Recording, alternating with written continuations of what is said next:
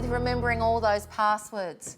If you're having trouble remembering them, whether they are for the internet, whether they're phone passwords, whether it's when you call the bank, you call the health insurance fund, even if you go through the government services, they want you to have a password now, and it is bamboozling and very difficult to remember them. What I have here is a password vault. Great name, huh? What it does is enables you to use one password that you remember, a password that suits you, to access and save all of your other passwords. So when you make a phone call to, let's say you call up about your pension and they say, what's your password? And you go, just a moment, and you can open this up with the one password that you remember, and then inside you will have stored all of your other passwords. And this could be your online banking. I mean, seriously, it could be the newsletter that you subscribe to on your favourite retailer. I mean, even they want passwords, don't they? If you do a photo book, they want passwords. It doesn't matter what you do, they want a username and a password now. And it's really difficult to remember. Now, a lot of us do something that perhaps we shouldn't, and that's reuse the same password and the same username over and over again. And we know instinctively that security-wise, that's not the best thing, because if they get into one of your accounts, they can get into multiple numbers of your accounts. So this is a great way. So let me show you how this actually works. I'll try and do it so that you can easily see what I'm doing.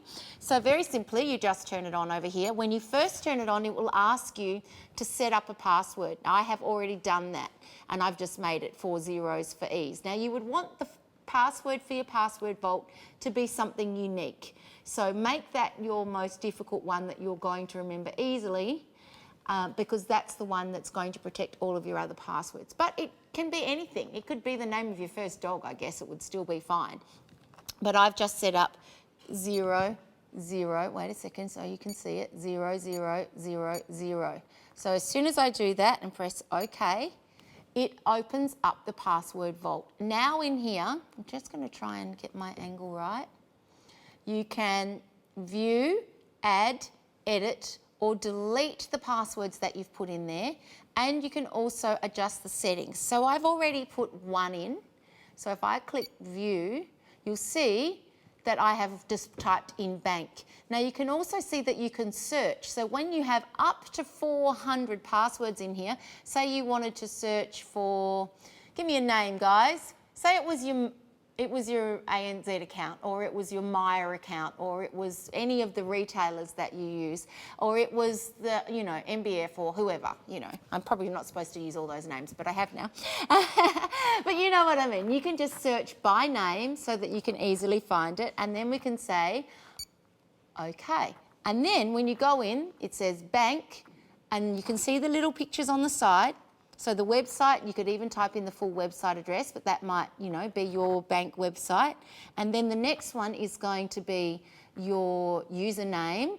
And then you can see where the key is, and it's pointing to the password. So this says that my website is bank, my username is 12345, and my password for that bank and that username is 1234.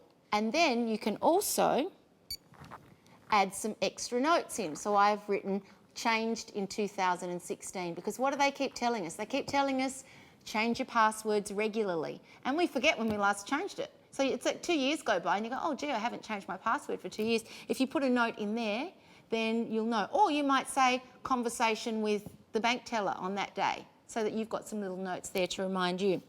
You can do this up to 400 times. Now when you want to go back to the main menu, you just press this little button here, and then you go back to add something. So say you want to add a new one, you just press OK, and then once again you would type in, you might type in www.gofishing.com.au, I don't know, maybe that's your hobby, and then you would type in your ID and then your password. How easy is that? So it means that you've got all of this, you can carry this around with you in your handbag if you want to, but it means that all of those individual passwords are accessed and remembered by you using only one password. Great way to overcome all the challenges we have with personal security and making sure that the data that we use online and on the telephone is secure.